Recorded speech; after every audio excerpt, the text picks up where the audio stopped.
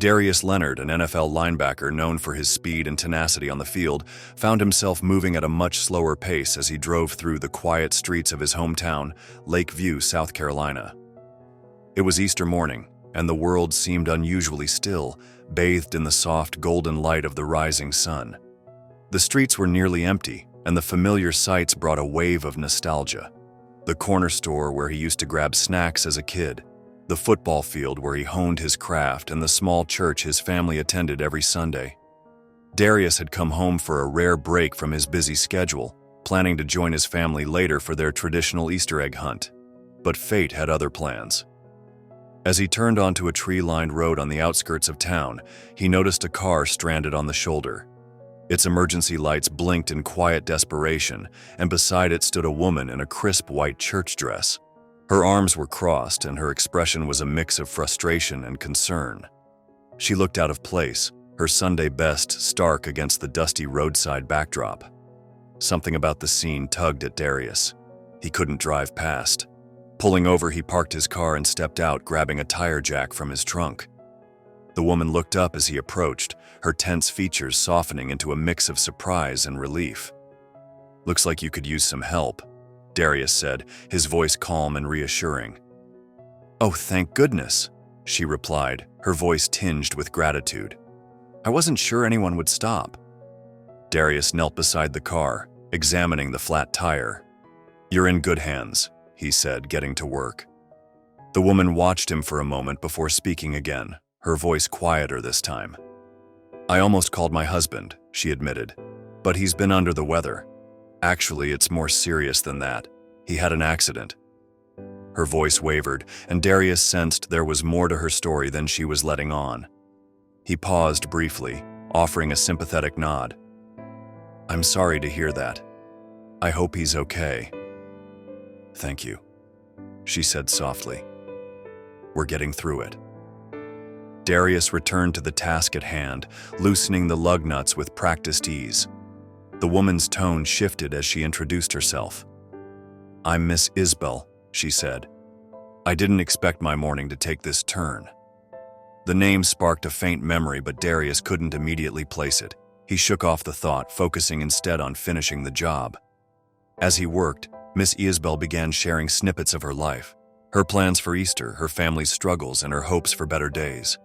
Her words were warm and filled with a quiet resilience that Darius couldn't help but admire. After a long pause, she broke the silence with a comment that caught him off guard. "You've come so far, Darius," she said, her voice soft but steady. He looked up, startled. "You know me?" "Of course," she replied with a knowing smile. "You always had so much potential. I've been following your journey." Her words stirred something deep within him, a mix of pride and curiosity. He couldn't shake the feeling that he should remember her. "Have we met before?" he asked cautiously. Miss Isbell's smile deepened. "Do you ever visit Lakeview High anymore?" she asked, her tone tinged with nostalgia. Darius froze. The mention of his old school brought a flood of memories rushing back. Growing up in Lakeview hadn't been easy. The small town offered few opportunities, and his family had faced more than their share of hardships. The most painful of all was the loss of his older brother, Kai Vaughn. He remembered that night vividly. Kai Vaughn had gone out to a nightclub in a nearby town, leaving behind a hopeful promise of a brighter future. Hours later, a phone call shattered their world. Kai Vaughn had been attacked outside the club. By the time Darius reached the hospital, it was too late. The grief was unbearable, and it didn't end there. Two of his other brothers were later imprisoned, their absence casting a long shadow over the family. Those years had been a blur of pain and struggle. Darius had often felt like he was drowning, turning to football as his lifeline. On the field, he could channel his anger and grief into something productive. But off the field, the weight of his family's tragedies threatened to crush him. Miss Isbell's voice brought him back to the present. "I was your biology teacher," she said gently, her eyes searching his face for recognition. The name clicked into place, and Darius's breath caught. "Miss Isbell," he repeated, his voice a mix of disbelief and awe.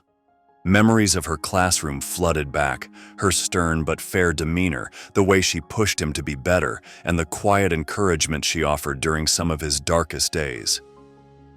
"I didn't even recognize you," he admitted, shaking his head. "You were always so tough on me." She laughed softly.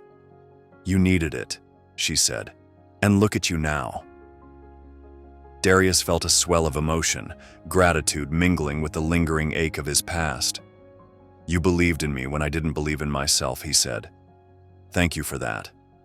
Miss Isbell's smile was warm and proud. "It's all you," she replied. "You had it in you all along." The tire change was finished, but the moment felt far more significant than the task at hand. As they stood there, surrounded by the quiet hum of the countryside, Darius realized how much her words had meant to him back then, and how much they still did now. Before they parted, Miss Isbell asked for a photo. "Just to show my family who saved the day," she said with a grin. Darius, ever humble, obliged. Later, she posted the picture online, accompanied by a heartfelt caption about the kindness of a hometown hero. The story quickly went viral, touching hearts across the country. People were moved by the idea of an NFL star taking time to help a stranger and reconnecting with someone who had once guided him. For Darius, the encounter was more than just a good deed. It was a reminder of where he had come from and the people who had helped him along the way. It reaffirmed his belief in the power of kindness and the importance of giving back.